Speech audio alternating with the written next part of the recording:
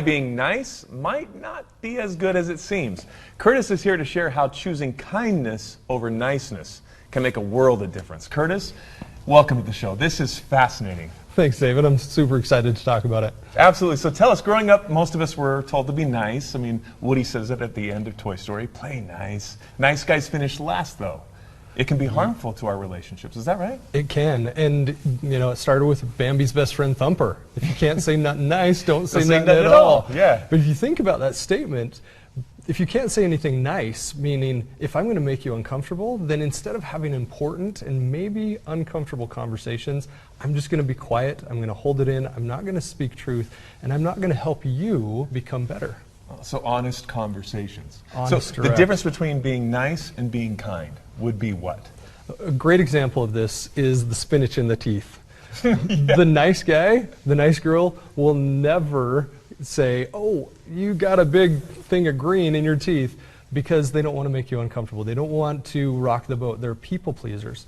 Kind will have that because they'll spend a moment of uncomfort so that you don't have a whole lot of embarrassment. So I'm thinking, if I have spinach in my teeth and nobody says anything, everyone I spoke to is not my friend. They're nice. They're not nice. kind. Not very kind. What are some behaviors nice people choose which are different from choosing kindness? What do you think the difference between that? One of the biggest ones is boundaries. Okay. Kind people are boundaried. Kind starts with self. So I'm kind to myself first, therefore I can be kind to you. That means that I have boundaries. And I've spoken around the world on this and spoken to entrepreneurs, CEOs, and when I do, I say, how many of you can clearly illustrate a boundary?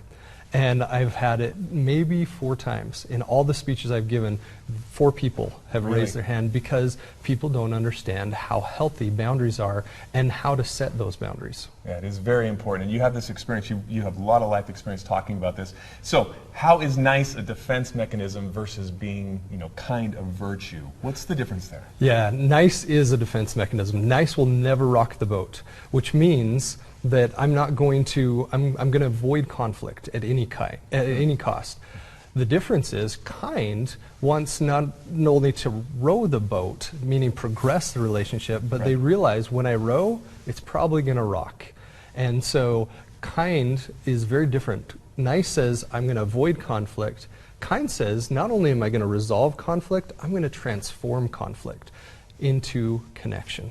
Conflict to connection. This is fascinating, truly. You have a term, emotion shielding. What is that? This one's awesome. Emotion shielding, a great example, is saying, I'm going to protect you from having to feel emotions. The example is the soccer trophy. The soccer trophy for everyone.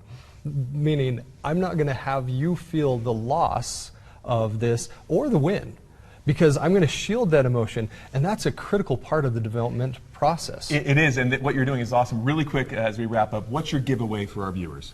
We're giving away 3 master classes as well as a one-on-one session with me. Okay, you got to go to this website, is that right? Yep, counterfeitemotions.com/fresh living. Okay, check this out. Curtis is the man. Thank you so much for joining us today. It's always great to see you. You too, Keep David. up the great work. Thanks.